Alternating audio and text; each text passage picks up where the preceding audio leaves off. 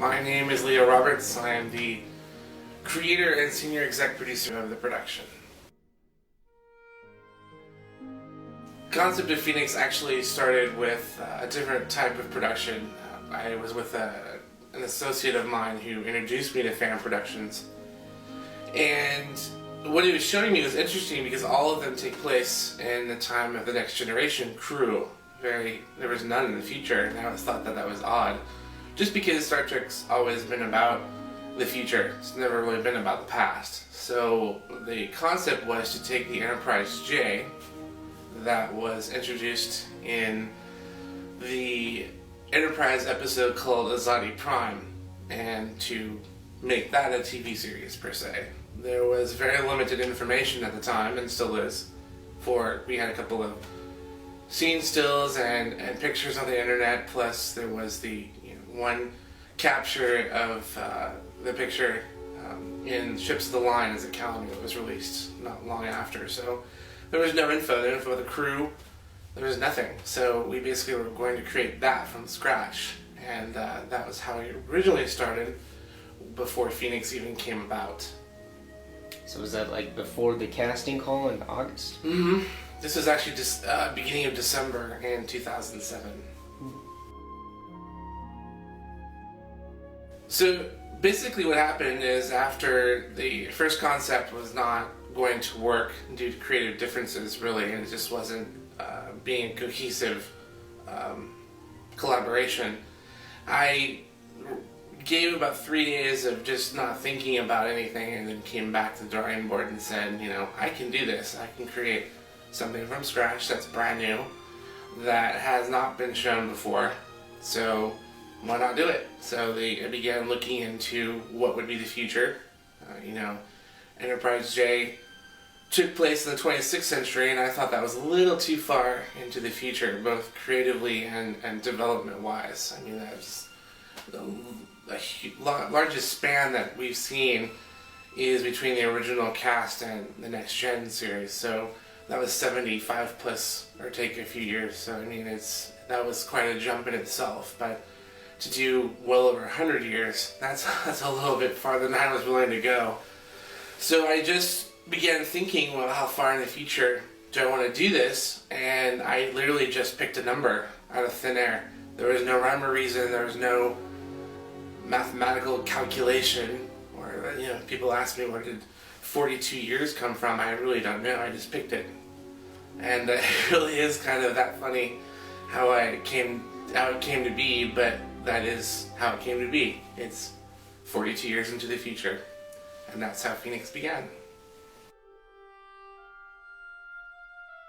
So basically, how the characters came to be is interesting, because as I did thousands of hours of research in December and January and so forth, I really was studying a lot of the characters, not only just the principal cast members of all the TV series and movies, but also supporting cast members, because throughout its time, Star Trek has really given us some really good supporting cast roles. They just have not been completely developed, and I can think of Garak from Deep Space Nine as a great example of a character whom I fell in love with for DS9, but he was developed pretty well. But there's a lot of others that weren't. So I was trying to take that into consideration when making the principal cast for Phoenix, and coming up with the captain. What would that be like? How do you create a lead role for a series? It's not that easy. And so I came up with Avari, who I didn't want to be like Picard. I thought Picard was incredibly diplomatic. He was very well spoken, articulate, but I wanted a little bit more Kirk than anything else. And then I was thinking about some of the other sci-fi series that are out there and what their roles are like Farscape and a few others, even Firefly. Their captains are not always by the book. And how do you build and make that character? So that's how Avari came to be. When it came to Talos Jarin, it's funny because that's not who he originally was. He was never half Altusian, half human. He was always human. And as a matter of fact, his name originally was Matthew Ripley.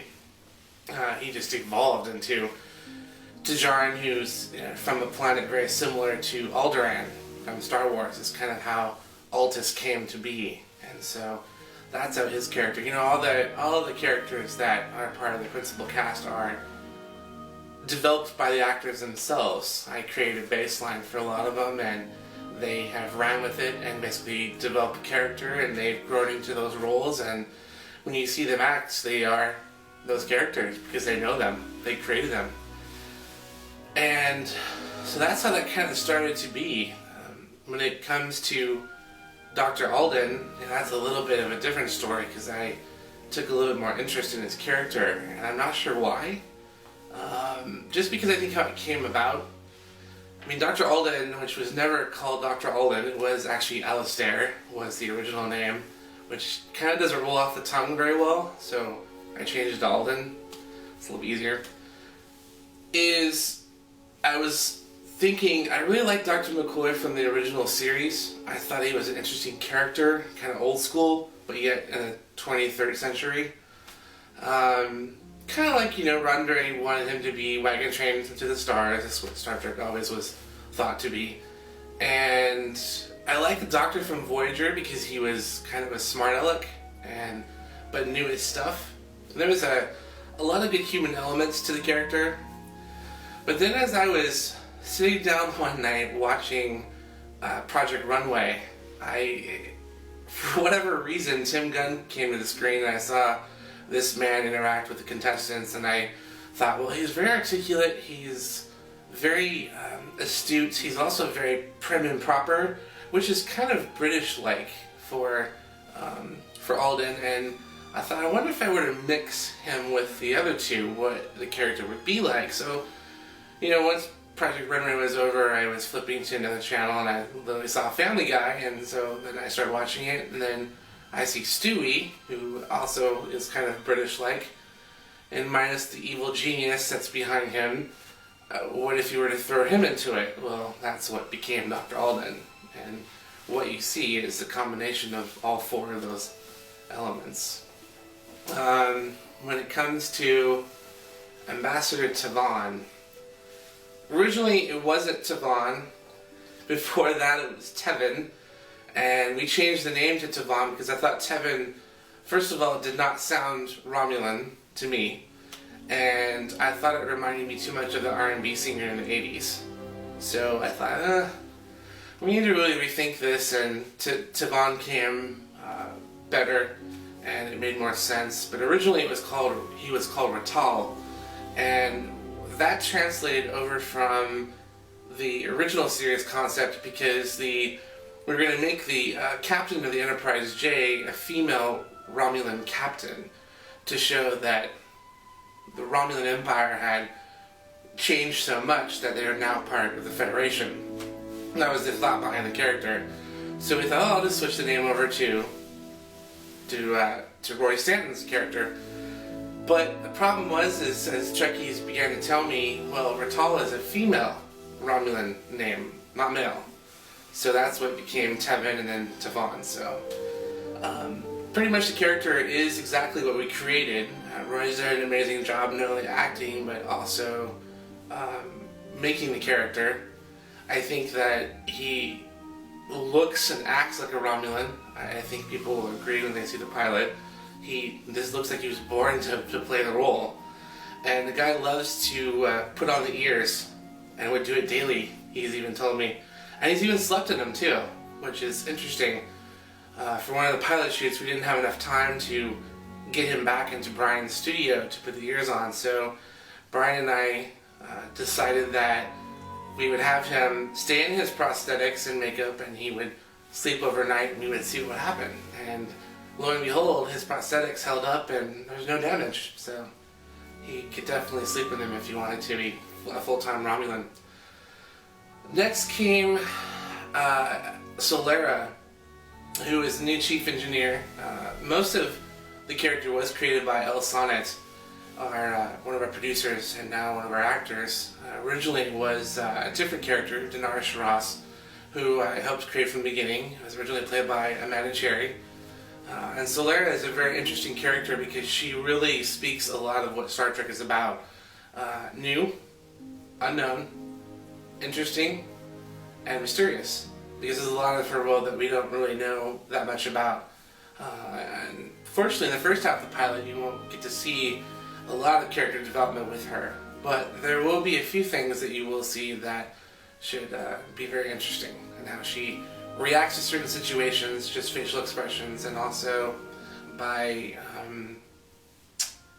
how she handles interacting with different people. You can tell by how her culture reacts to authority and those that she views as peers. So that should be interesting. Next one is Vu-Shan, played by Nicole. Vu-Shan actually always was the original character. Originally, her first and last name was flipped. It really was Yomura. Vu-Shan was her first name, but Vu-Shan sounded better, so we just flipped him at the time, and that's what she is still to this day, and she really is true to her character. Nicole has gone along with it as being kind of a new actress to the acting scene, and so I think as a chief science officer, I think that there's a lot more that we haven't seen and hope to see. Next in line is the chief of security, chief tactical officer, who is Arka Neron, who originally was Lieutenant Clayton, and even before that it was actually Hunt. But Hunt's original name wasn't Hunt, it was Zon. X-O-N is how it was spelled, and you can actually trace that name all the way back to really what is Phase 2, or back to the motion picture. It was actually a Vulcan name, if I remember correctly. And so changed it to Hunt, and Hunt just sounds better as kind of a young name that has the chief of security and has kind of a interesting human quality to it. So, with the transition of different actors and roles through a volunteer organization, we had to make some changes, and Lieutenant Clayton came from the supporting cast and to the principal cast, and Joe Downing is the actor for that and took over that role and really had made it more into really what it should have been, which was a real chief of security, chief tactical, give it a little more of an intense look and feel to the character, a little more seriousness. You can see it versus what the character Hunt was originally intended to be. More of a youngster, more novice, whereas Neron really has more of a polished look to him, I think. So that's how he came about. Next would be Vanessa Cobb's character, which is another interesting creation. Pelomar Lina, I believe, is how we've settled on her name. There's been a few different pronunciations of her last name based on the spelling and the appearance. She's another very interesting character whom we've recently developed due to the recast of Celes, Icon Celes, that was originally played by our former core exec producer, Jan Johnson. And Vanessa's done a great job jumping in and playing a brand new character whom still is also as little as known. I mean, we know that she is basically immortal based on the geological properties of her planet, but if she were to depart, she loses her immortal status. What happens to her? That's an interesting question, and Vanessa can fill in more about that, but we don't really get to see a lot of her character in the pilot yet. So there's a lot of interesting characters in the show that have a lot to show and act out, so it's nice to have another new alien character in the cast. She's Manayan, and so that's it'll be fun to see. And finally we have Jobin Karko, played by Jesse Pattison, who was not part of the original cast for Phoenix. Actually, he came about this last summer. The thought behind how we would do this cast between Jan and I is that we would have one station, kind of like Voyagers, where Ops and Helm were integrated into one, and Celes would operate both. But as we started getting more into it, creating the pilot and into the series, we thought, let's break them up like they were and people know, and make Helm and Operations, two separate positions. And Jesse actually came to read the role of Celes before we changed it to Lina, and I thought, well, it would balance, off balance the cast both gender wise, and so I thought, and alien wise. So I thought, well, let's put Jessie into the operations role, and let's cast a female that has a different look and feel to the Celis role. And so we ended up casting Vanessa Cobbs, and that's how the characters came about.